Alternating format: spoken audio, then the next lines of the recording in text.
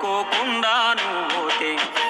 ఆయాసమెందుకు ఐసా పైసా అంటూ ఓ అనుమంతో